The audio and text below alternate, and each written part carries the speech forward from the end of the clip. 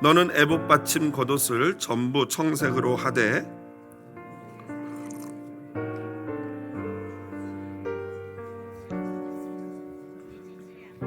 그 옷 가장자리로 돌아가며 청색, 자색, 홍색 실로 석류를 수놓고 금방울을 간격을 두어 달되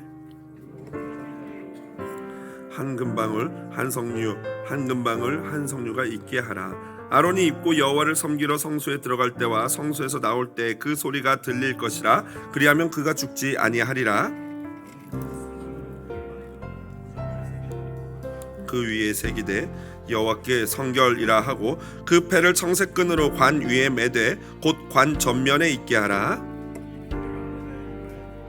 그가 이스라엘 자손이 거룩하게 드리는 성물과 관련된 죄책을 담당하게 하라. 그 패가 아론의 이마에 늘 있으므로 그 성물을 여호와께서 받으시게 되리라. 너는 가는 배실로 반포 속옷을 짜고 가는 배실로 관을 만들고 띠를 수놓아 만들지니라.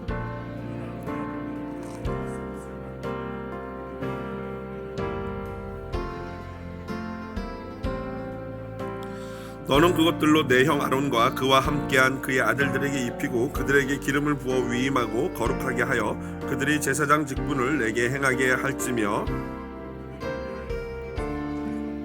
허리에서부터 두 넓적다리까지 이르게 하여 다 같이요 아론과 그의 아들들이 회막에 들어갈 때나 제단에 가까이하여 거룩한 곳에서 섬길 때 그것들을 입어야 죄를 짊어진 채 죽지 아니하리니 그와 그의 후손이 영원히 지킬 규례니라.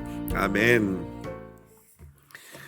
출애굽기 28장 31절에서 43절 본문 말씀 가지고요 여호와께 성결이라는 제목으로 말씀의 은혜 나누도록 하겠습니다.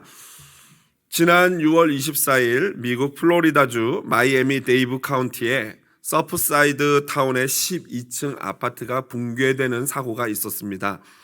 사고 2주 만인 지난 7월 7일이죠. 수색 및 구조 작업을 종료하고 이제는 복구 작업으로 전환이 되었다고 합니다.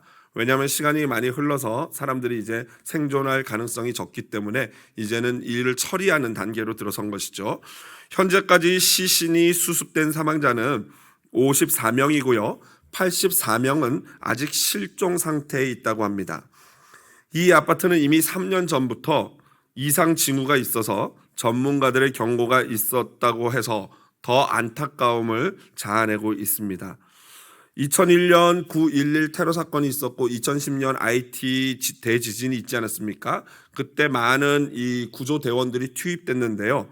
그때 투입되었던 베테랑 대원들이 이번에도 그 현장에 투입이 돼서 사람들이 조금이라도 몇 명이라도 구조가 되겠구나 하고 기대를 했다고 합니다.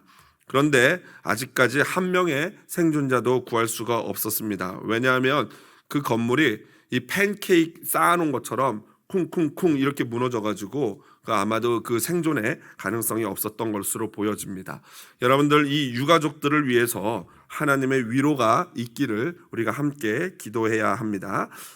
영상이나 뉴스를 보면요, 저는 이런 영상이나 뉴스를 보면서 그 제복을 입고 유니폼을 입고 예복 옷을 입고 그 위험한 현장으로 들어가는 그러한 사람들에게 제 눈이 계속 고정이 됩니다. 이 더운 날씨에도 불구하고 많은 무거운 장비를 착용하고 혹시 모를 추가 붕괴의 위험을 무릅쓰고도 그 한가운데로 들어가는 모습이 굉장히 뭔가 마음을 찡하게 합니다. 남들은 다 무서워서 도망가고 빠져나오고 막 그러는 현장에 오히려 사람들이 나오는 그쪽에 반대로 거슬러서 들어가는 그런 분들이 바로 소방관, 구조대원들, 경찰관들 아니겠습니까? 우리를 대신하여서 위험을 무릅쓰고 그런 현장으로 나가서 봉사하는 분들에게 이 자리를 빌어서 경의를 표하는 바입니다. 오늘 본문에도요, 이런 이 소방관이나 경찰관, 구조대원들처럼 백성들을 대신해서 매우 위험한 일을 하는 사람이 등장합니다. 바로 제사장 아론과 그의 아들들 나답과 아비후와 엘르아살과 이다말입니다. 제사장이 뭐가 그렇게 위험한 직업이냐라고 생각하시는 분도 있으실 것입니다. 하지만 여러분 오늘 본문만 보아도요, 이 제사장 직분을 행함에 있어서 2번이나 죽음에 대한 경고를 하고 계십니다. 35절 하반절에 보면요, 성소에 들어갈 때와 나올 때에 그 소리가 들릴 것이라 그리하면 그가 죽지 아니하리라. 그리고 43절에 보니까요, 하반절에 그것들을 입어야 죄를 짊어진 채 죽지 아니하리니 라고 경고를 합니다. 그러니까 한마디로 이 제사장직을 행함에 있어서 두 번이나 잘못하면 죽는다라는 이 말씀을 하시는 거예요. 죽지 않는 방법은 이것이니까 반드시 이거를 지켜라 라고 말씀하시는 거죠. 그만큼 제사장 직분을 수행하는 것은 목숨을 걸고 해야 하는 두려운 일이었던 것입니다. 실제로 레위기 10장 1절부터 7절을 보면요, 이 아론의 큰아들과 둘째 아들 나답과 아비후가 이 제사장직을 수행하면서 이 하나님 앞에서 하나님이 지시하지 않은 불을 자기 마음대로 하나님 앞에 분향하다가 거기서 불이 나와서 타 죽는 그런 사건이 있었죠. 민수기 26장 61절에는 이것을 이렇게 간단하게 기록하고 있습니다. 나답과 아비후는 다른 불을 여호와 앞에 들이다가 죽었더라. 한마디로 내 마음대로 내가 내 생각대로 하는 신앙생활이 얼마나 위험한지를 보여줍니다. 하나님이 말씀하신 향신료로 불을 태워드려야 되고 하나님이 지시하신 기름으로 발라야지만 그 예배가 온전한 예배가 되는 것이죠. 하지만 하나님은요, 이것이 너무나도 위험하다는 것을 알기 때문에 이미 안전하게 제사장직을 수행하는 방법을 알려주셨습니다. 그 방법은 바로 우리가 계속해서 살펴보고 있는 이 제사장의 예복 안에 담겨 있습니다. 이토록 위험한 신인 여호와 하나님 앞에 안전하게 나갈 수 있는 방법이 무엇일까요? 오늘 본문을 통해서 함께 살펴보도록 하겠습니다. 먼저 오늘 본문은요, 대제사장의 의복, 앞에서 살펴봤던 에봇이라든가 판결 흉패를 제외한 나머지 옷들에 대한 기록이 오늘 이제 본문에 나오고 있습니다. 첫 번째로 에봇 밑에 받쳐 입는 파란색 청색 겉옷인데요. 사진 한번 보면서 설명드리겠습니다. 먼저 보시면은 여기 이 겉에 앞치마 같은 게 에봇이었고 이게 판결 흉패였다면 이 파란색으로 보이는 이 옷이 바로 이 에봇 밑에 받쳐 입는 겉옷입니다. 이 겉옷은 이 목구멍을 내 가지고 머리를 위로 뒤집어 쓰는데 그 입으면서 이것이 찢어지지 않도록 옷깃을 대라고 되어 있습니다. 그것은 덧대 가지고 이거 찢어지지 않도록 튼튼하게 만들라라는 의미고요. 그 다음 사진 볼까요? 이 밑에 보면은 이 석류를 수놓고 금방울을 달라고 하는데 여기는 보면 석류 방울도 달려 있습니다. 그런데 이것은 잘못된 예시고요. 여기다가 석류를 수놓으라고 돼 있어요. 오늘 말씀을 보니까. 그리고 석류를 여기다 수놓았으면 그 사이에 방울을 달라라고 말씀하셨습니다. 금방울을요.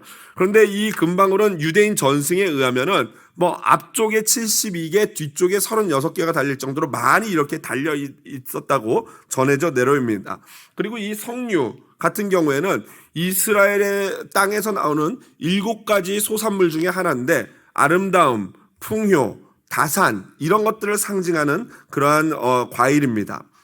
이 금방울이 쓰이는 건요, 이 금방울 소리가 이 방울을 달고 대제사장이 이렇게 걸어가면은 당연히 딸랑딸랑 소리가 들리지 않겠습니까? 이 소리가 들려야지만 대제사장이 죽지 않는다라고 오늘 성경에는 기록되어져 있습니다. 이것의 자세한 쓰임, 금방울이 말한 의미하는 바가 무엇인지는 잠시 후에 다시 살펴보도록 하겠습니다. 두 번째로 36절부터 38절에 나오는 성결패인데요. 그 다음 사진 한번 볼까요? 예, 보시면은 이 성결패는 바로 이 대제사장이 쓰는 관, 모자 또는 터번이라고 할 수 있는 이 터번을 붙들어 매는 역할을 합니다. 금으로 만들어져 있는데요. 전승에 의하면 두께는 손가락 2개 정도의 두께라고 합니다.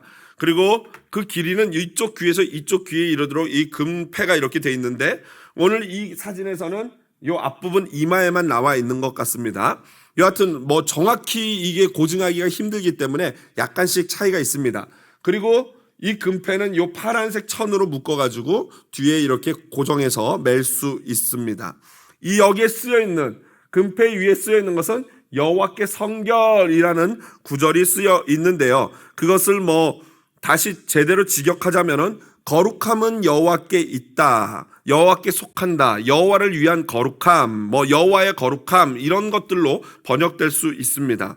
이 금패가 있어야지만 반드시 대제사장인 아론이 드리는 예물을 하나님이 받으시겠다라고 약속하십니다. 이거를 매지 않고 제사를 드리면은 그 제사는 아무 소용이 없다라는 것이에요.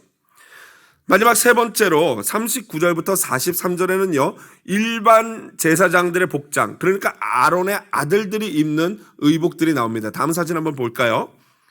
역시 오늘도 우리 제사장님은 몸이 좋습니다. 열심히 소 잡고 양 잡고 제사 지내면서 하면서 몸이 좋아지신 것 같아요. 일반 제사장들이 입는 복장은 여기까지입니다. 여기까지. 그래서 속바지 고이를 입고 속옷을, 이 하얀색 세마포로 된 속옷을 입고 이렇게 띠를 띱니다. 띠가 이렇게 길었는지 안 길었는지는 정확히는 모르겠습니다만 이렇게 표현하고 있고요. 신발은 없습니다. 맨발로 사역을 했고요. 성경에 나오지 않고요. 이 제사장들이 쓰는 관이 따로 있었는데 그 관은 대제사장이 쓰는 관과는 구별이 됩니다. 어떻게 알 수 있냐면요, 오늘 성경에 보면 관이라는 단어, 이 관을 쓸지라는 단어가 나오는데 그 단어가 히브리어 원어가 달라요. 그렇기 때문에 이 모자가 약간 다르겠다. 그래서 다음 사진 한번 보면요, 바로 이런 차이죠. 대제사장의 모자는 약간 이렇게 좀 약간 납작하고 넓은 거였다면은 일반 제사장들은 이거보다 좀 더 길거나 아니면 이 정도 되는 그러한 모형이었을 것이다 라고 합리적인 추측을 하고 있습니다.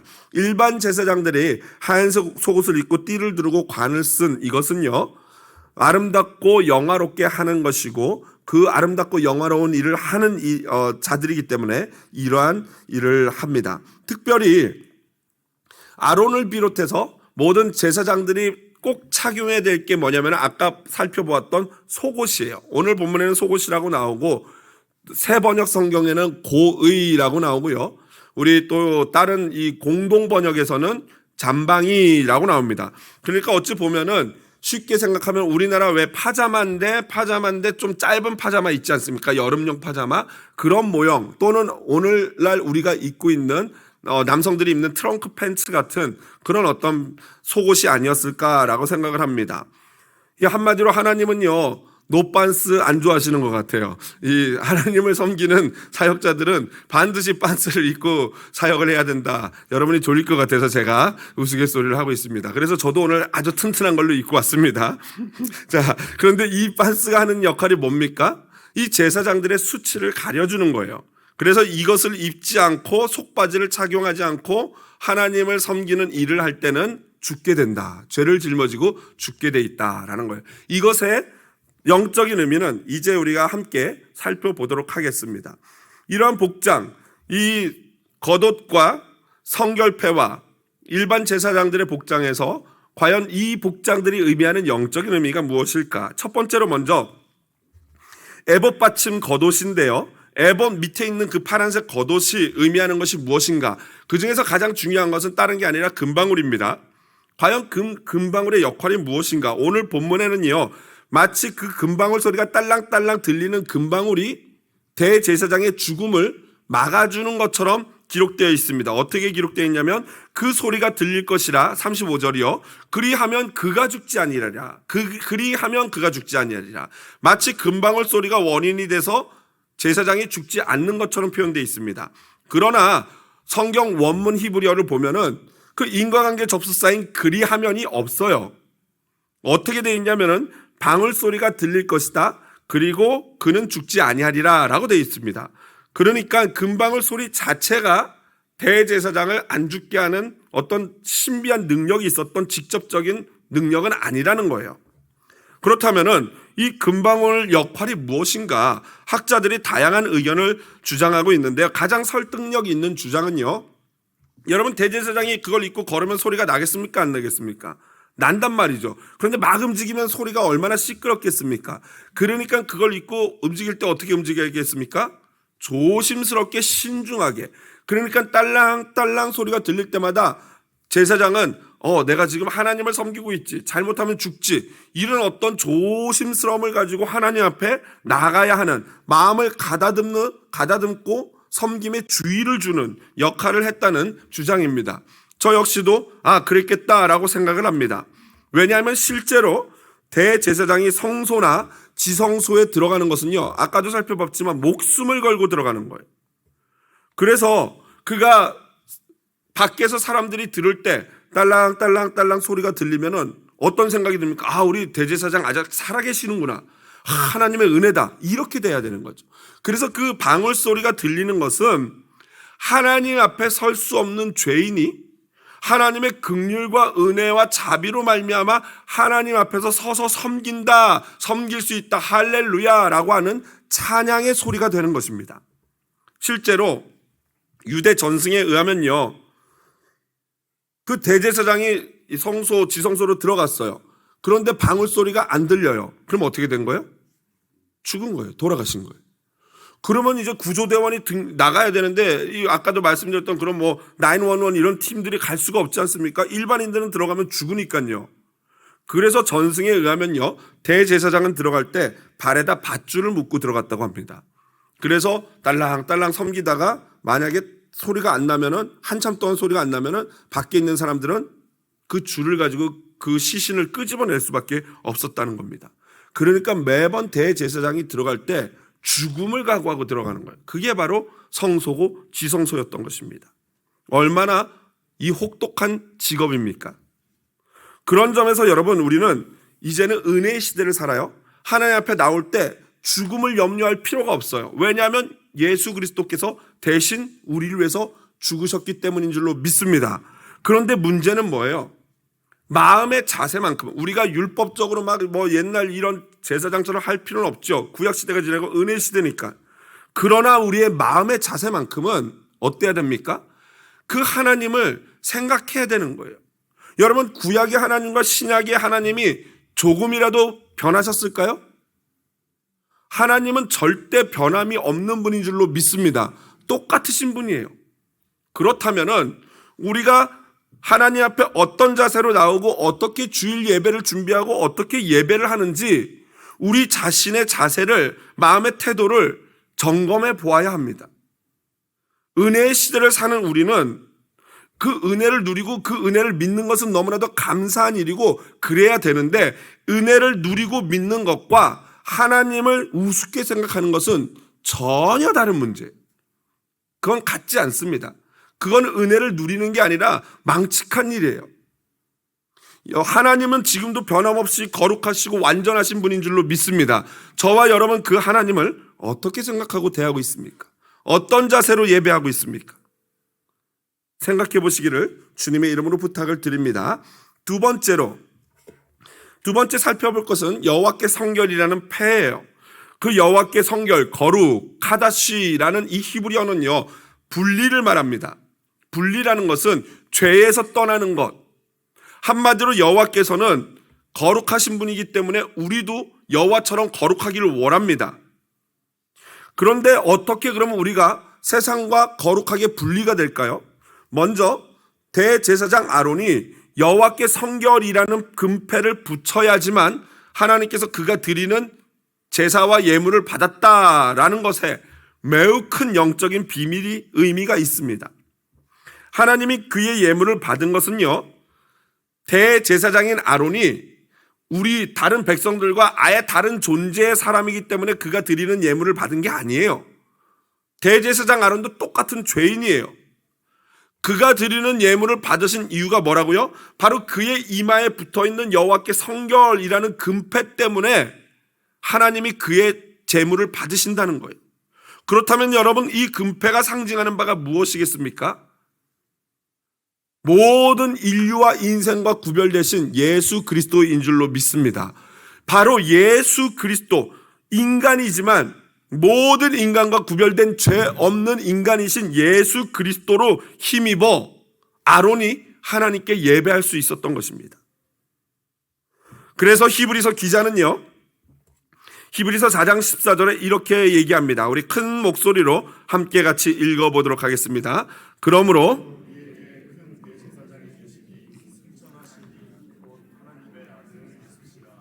우리가 믿는 도리를 굳게 잡을지어다. 아멘. 그렇습니다. 모든 사람은 큰 대제사장이신 예수 그리스도 없이는 하나님 앞에 나갈 수가 없습니다.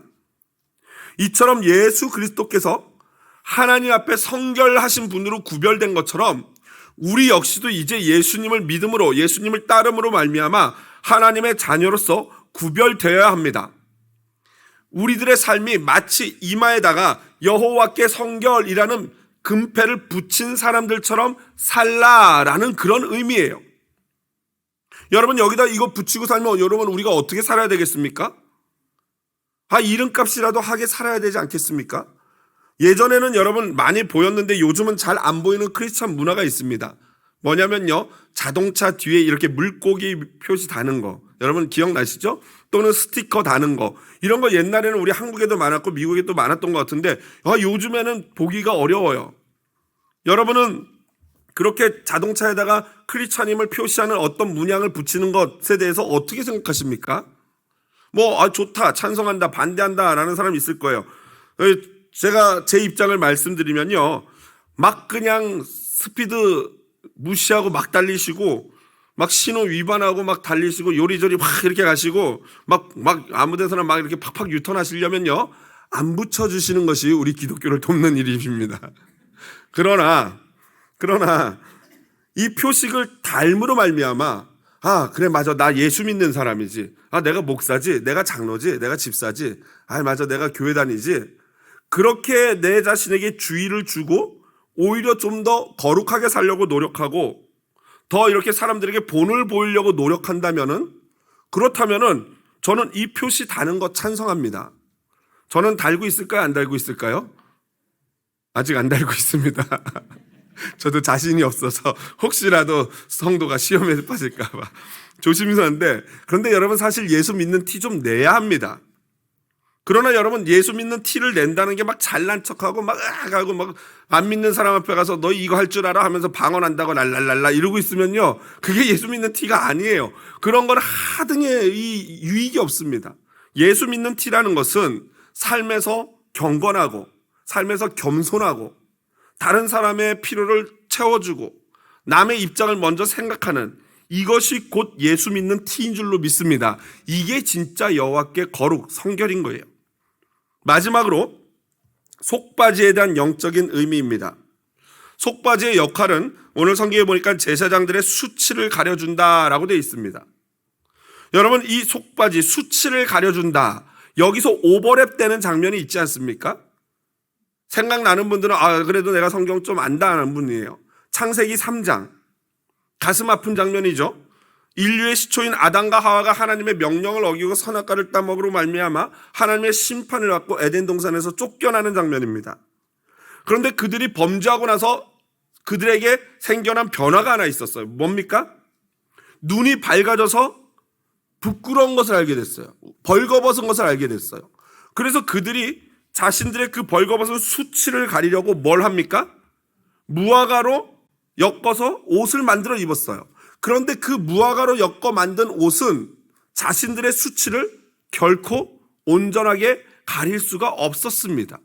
왜냐하면 잎이 말라서 떨어지고 말려 올라가면서 그들은 여전히 부끄러움에 노출됐어요. 이게 인간 스스로 수치를 가리기 위한 자구책의 한계입니다. 그래서 그들은 서늘해질 때 나타나신 하나님을 피해서 숲으로 숨었어요. 그러자 하나님이 그들을 찾아오시어 그들을 심판하십니다. 그러나 하나님이 그 준엄한 심판을 하시는 가운데에도 진노 중에도 긍휼을 잊지 않으신 줄로 믿습니다. 이게 하나님의 은혜예요. 그 진노 중에도 심판하는 가운데도 긍휼을 잊지 않고 은혜를 베푸신 것이 무엇입니까? 창세기 3장 21절, 여러분 다 큰 목소리로 한번 읽어보겠습니다. 여호와, 아멘. 무엇을 했다고요? 가죽옷을 지어 입혔다. 여러분, 신학에서는 이것을 원시복음이라고 합니다. 태초에, 그리고 굉장히 날것으로, 특별히 어떤 신학적인 설명이 아니라 그냥 사건으로 묘사를 하고 있지만 이미 이런 원시적인 형태로 예수 그리스도의 십자가의 희생을 통해서 예수 그리스도께서 가죽옷이 되셔서 어린 양, 하나님의 어린 양이 되셔서 그 가죽을 통해서 우리의 수치를 덮어주시고 가려주시어 우리를 거룩타, 즉 즉 칭의 하실 것에 대한 예고가 바로 이 창세기 3장 21절 말씀인 것입니다. 오늘 본문에서도 우리는 우리의 수치를 가려주시는 예수님을 발견합니다. 그래서 여러분, 개인적으로 저는요, 오늘 이 설교 제목을요, 개인적으로는 사실은 이 속바지 예수 이렇게 지으려고 그랬어요. 이게 더 저는 마음에 드는데, 빤스 예수 뭐 이렇게 하려고 그랬는데, 암만 해도 이 주보에 그렇게 쓰기가 좀 민망해서 그냥 여호와께 성결이라는 저런 이렇게 좀 홀리한 이런 제목을 했는데, 저 개인적으로는 이 본문은요, 속바지 예수예요. 속바지 예수 주제가. 예수 그리스도로 말미암아 수치를 가리지 않은 자는요, 하나님께 나올 수도 없고 나가면 죽어요. 여러분, 예수 그리스도로 우리의 수치를 가려주시는 것, 그러지 않고 나가는 자는 43절에 기록된 대로 죄를 짊어진 채 죽는다. 이것이 우리의 상황이에요. 그래서 사도 바울의 권면을 우리는 명심해야 합니다. 로마서 13장 14절 같이 한번 또 큰 목소리로 읽어보겠습니다. 오직 주 예수 그리스도로 옷 입고 정욕을 위하여 육신의 일을 도모하지 말라. 아멘. 우리는 세상 사람들과 같이 육신의 일을 도모하는 사람들이 아닙니다. 우리는 세상 사람들과 좀 다른 구별된 사람이에요. 여러분 아십니까? 우리는 예수 그리스도로 옷 입은 자들인 줄로 믿습니다. 그러므로 우리는 성도들 간의 교제와 친교를 나눠도 좀 다른 방법으로 교제해야 합니다. 한 번은 이런 이야기를 들은 적이 있어요. 어떤 청년이 저한테 해준 얘기인데요. 이 교회를 다니지 않는 친구들은 이 교회를 다니는 자기 같은 이 청년을, 자기 자신 같은 그런 청년들을 굉장히 의아하게 생각한대요. 그래서 뭐가 그렇게 의아하게 생각하니? 라고 물어봤더니 그 친구들이, 믿지 않는, 교회 다니지 않는 친구들이 하는 말이, 아니 어떻게 너희는 술 한 잔 마시지 않고 새우깡과 콜라만 놓고도 그렇게 재밌게 놀 수 있냐? 라고 물어본대요. 어떻게 그렇게 맨정신으로 그렇게 재밌게 노냐? 라고 물어보더래요. 여러분, 그게 바로 교회 아니겠습니까? 술 한 잔 안 들어가도 얼마든지 즐겁고 재밌게 사치기 삿바뽀하면서 놀 수 있는 것, 그게 바로 교회인 거예요. 희락의 기쁨을 아는 거죠. 별로 돈 안 써도 교회에서 그냥 모여 앉아서 그저 이야기만 나눠도 웃음꽃이 피는 것, 그게 바로 교회인 것입니다. 기도 제목을 나누고 서로의 아픔을 나누고 울다가 웃다가. 제가 교회에서 보면요, 일하시는 분들이 모여서 이 일은 안 하고 그냥 막 이러고 웃고 그래요. 너 도대체 저분들이 뭐가 그렇게 재밌어서 저렇게 웃나 하고 이렇게 가서 살짝 들어보면은 뭐 별로 대단한 얘기도 아니에요. 별로 웃기지도 않은데 자기네끼리 이러고 웃어요. 여러분, 이게 교회인 거죠. 그냥 좋은 거예요. 가이끼리 모여서 같이 얘기하고 이렇게 교제하는 게 그냥 좋은 거 아니겠습니까? 지난 주중에도 그런 일이 있었어요. 새벽 예배를 마치고 이제 제가 기도를 막 다 하고 나중에 혼자 이렇게 다 가시고 기도하고 나가 보니까 몇몇 분들이 교회 이 화단, 오늘 보셨어요? 아일랜드 중간에 있는 화단에 막 예쁜 뭐 이렇게 뭐 돌아가는 것까지도 또 새로 꽂아 놓으신 것 같은데, 그 화단을 만드신다고 막 그냥 우리 장로님들 몇 분과 집사님들 몇 분이 그냥 막 장화 신고 막 신발이 막 흙탕물이 되면서 막 열심히 하고 계시는 거예요. 그러니 목사님, 제가 그분들을 놔도 그냥 집에 옷 갈아입으러 갈 수 있겠습니까?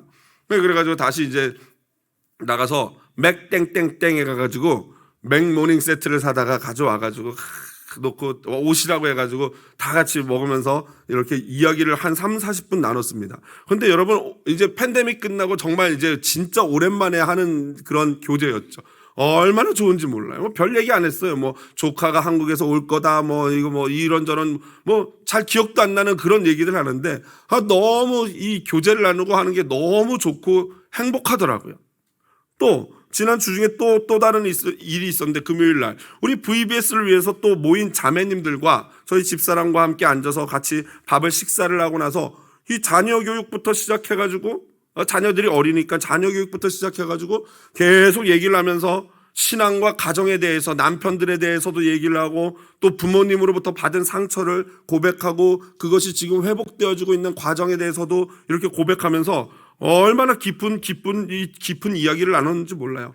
뭐 VBS 한다고 모여가지고 일은 하나도 안 하고 진짜 몇 시간을 그냥 신앙적인 깊은 이야기, 막 저는 막 그냥 무슨 한 부흥회를 한 것처럼 혼자 얘기를 하고 막 떠들고 막 울다가 웃다가 막 그랬어요. 뭐 일 좀 안 하면 어떻습니까? 뭐 VBS 뭐 나라 구하는 일도 아니고 그냥 그 일하는 게 문제가 아니에요. 모여서 진짜 성도들끼리 그렇게 사랑을 나누고 교제하는 것, 이것이 바로 예수로 옷 입은 성도들의 기쁨의 교제인 줄로 믿습니다.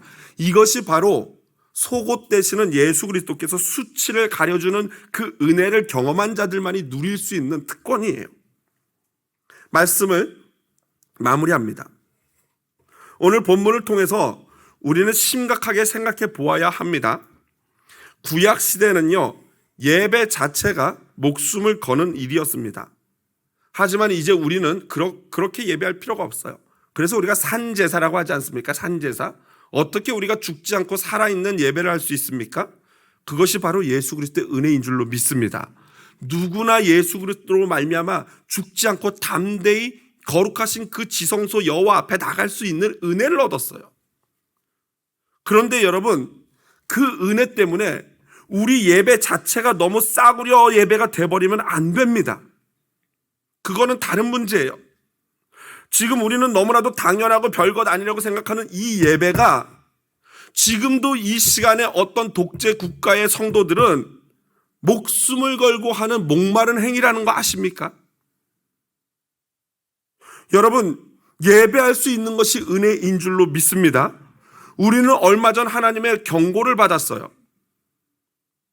예배하고 싶어도 우리가 예배를 가볍게 여기면 예배할 수 없는 상황이 됩니다.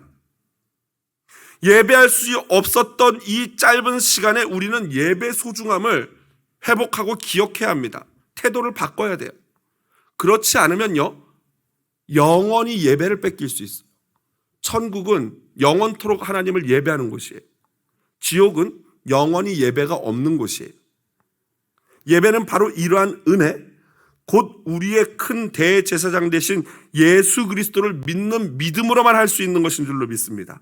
그러므로 예수 그리스도로 말미암아 성결된 자, 오늘 본문의 표현을 하자면 예수 속바지를 입은 자만이 하나님 앞에 나갈 수 있습니다. 마지막으로 이 말씀, 히브리서 저자의 권면을 마음속 깊이 기억하면서 우리 함께 찬양하도록 하겠습니다. 먼저 이 말씀 읽고 같이 찬양합니다. 히브리서 11장 6절 큰 목소리로 다 같이 있는 힘껏 소리내어 읽겠습니다. 믿음이 없이는